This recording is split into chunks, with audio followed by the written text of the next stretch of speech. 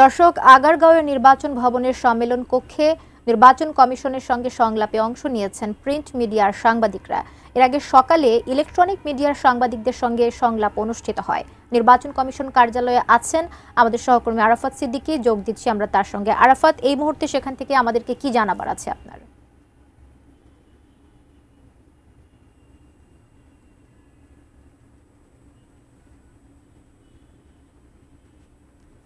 আরাফাত, আমাকে নিশ্চয়ই আপনি শুনতে পাচ্ছেন?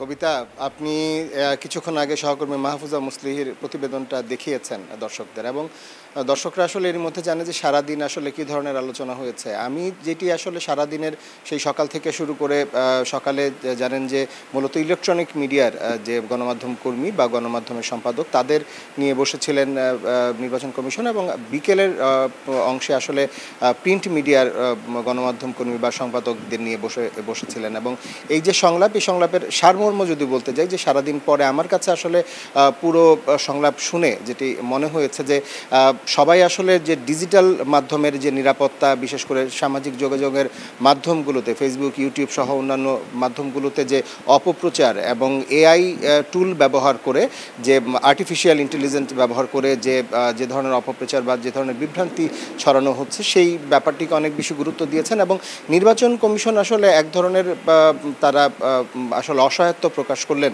এই বিষয়টি নিয়ে। কেননা এই বৈঠক শেষে প্রধান নির্বাচন কমিশনার তিনি যেমনটি বলছিলেন, এবং অন্যান্য নির্বাচন কমিশনারদের মধ্যে ব্রিগেডিয়ার জেনারেল, অবসরপ্রাপ্ত ব্রিগেডিয়ার জেনারেল আবু ফজল মোহাম্মদ সানাউল্লাহ, তিনি বক্তব্য রাখছিলেন। এবং এই বিষয়ে তিনি যেটি বলেছেন যে আফ্রিকা সহ বিভিন্ন দেশের, ইউরোপিয়ান বিভিন্ন দেশের নির্বাচনের উদাহরণ টেনেছেন, যে কিছু কিছু জায়গায় আসলে নির্বাচন একেবারে ভণ্ডুল হয়ে গিয়েছে এবং নির্বাচন বাতিল করতে হয়েছে এই এআই টুলের বা আর্টিফিশিয়াল ইন্টেলিজেন্সের জন্য। তিনি যেমনটি বলছিলেন যে একজন প্রার্থীর একেবারে হুবহু ছবি এবং হুবহু বক্তব্য, তার কণ্ঠ নকল করে আগের দিন এমন একটি ভিডিও প্রকাশ করা হয়েছে, যেখানে সেই প্রার্থী তার নিকটতম প্রতিদ্বন্দ্বী যে প্রার্থী, তার পক্ষে মতামত দিয়ে তার প্রার্থিতা প্রত্যাহার করেছেন। তো এই ধরনের ভুয়া খবরগুলো যখন ছড়ায়, তখন আসলে নির্বাচন চালিয়ে নেওয়াটা খুব কঠিন হয়ে পড়ে। এমনকি প্রধান নির্বাচন কমিশনার AM নাসিরউদ্দিন, তিনিও বলেছেন যে কিছুদিন আগে কানাডিয়ান হাই কমিশনের সঙ্গে তার